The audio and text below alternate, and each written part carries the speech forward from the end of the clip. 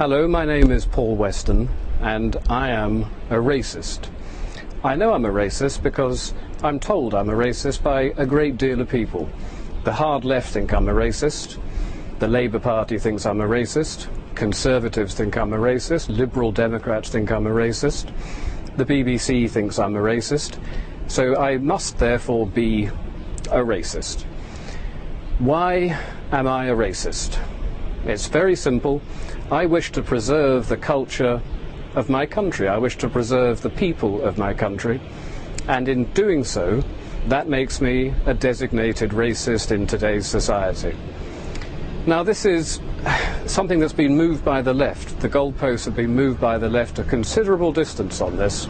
In order to be termed a racist 30 or 40 years ago, you had to actively dislike foreign people. Now, I don't dislike foreign people. What I do like, what I love, is my country, my culture, and my people. And I see that under a terrible threat at the moment. Britain is a very small country that's opened its doors to the mass immigrants of the third world, and we are simply being overwhelmed.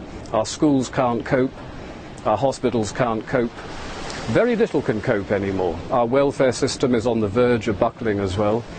So if I want to defend what I grew up in, what I was born into, my country, my British culture, my heritage and my history, I am apparently, according to absolutely everybody today, a racist.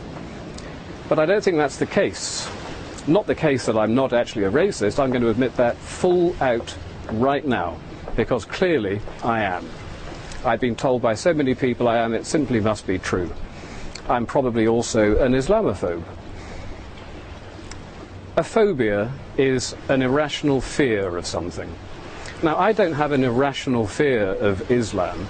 I look around the world today at Syria at the moment, where almost 100,000 people have been killed in the last 2 years, where Shia Muslims are slaughtering Sunni Muslims and vice versa. I look at places like Indonesia and Egypt and China and the Philippines. Everywhere you look, you see problems with Islam. And they're violent. They are, dare I say it, to really reinforce my racist credentials, a thoroughly savage political and religious ideology. Now, many people will disagree with that. The far left, of course, will say you cannot criticize Islam because Islam is a religion, and rules have now been put into place in this country that say if you criticize it, you are guilty of inciting religious hatred. But Islam is not just a religion. Islam is a political ideology as well, and we need to call it out on the fact that it is also political. It is a culture that is both political and religious. And I would like to know if I'm able to say certain things about it. You know, we have a huge problem in this country that is not going to go away. It's going to get worse and worse and worse. We as a people are declining as a demographic, and the Islamic population is growing 9 times faster than any other. And when I look to the future, I see a full-blown religious civil war occurring in this country.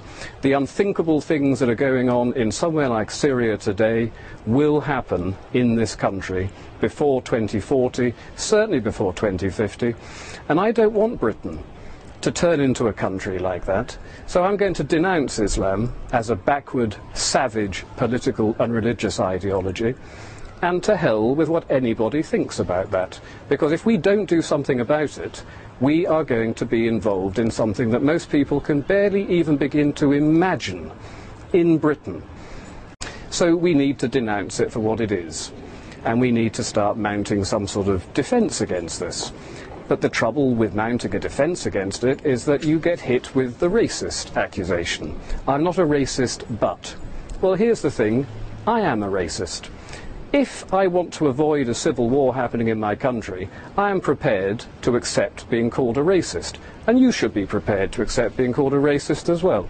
Let's all just say, yes, we're dreadful, dreadful racists, and let's start denouncing an ideology that is the most primitive, backward, savage ideology that we've willfully imported into this country.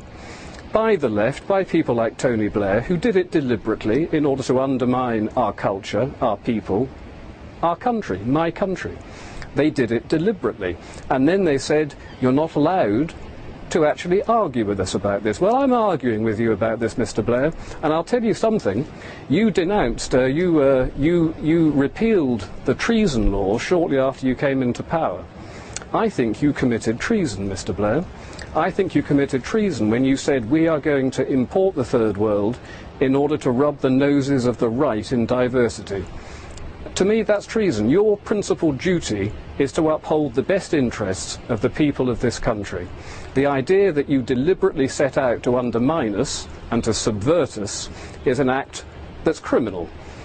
It doesn't matter that you repealed the laws. Those laws can be brought back. And one day, Mr. Blair, you will be tried for treason, along with the rest of your cabinet and every single high-ranking Labour politician that allowed this criminal act to happen.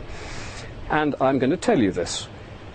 It doesn't matter that you can perhaps prosecute me for racism or inciting religious hatred. I don't believe in that. I believe only in one thing: the defence of my country, the defence of my people, the defence of my culture. And everything else can just go to hell. I am a racist.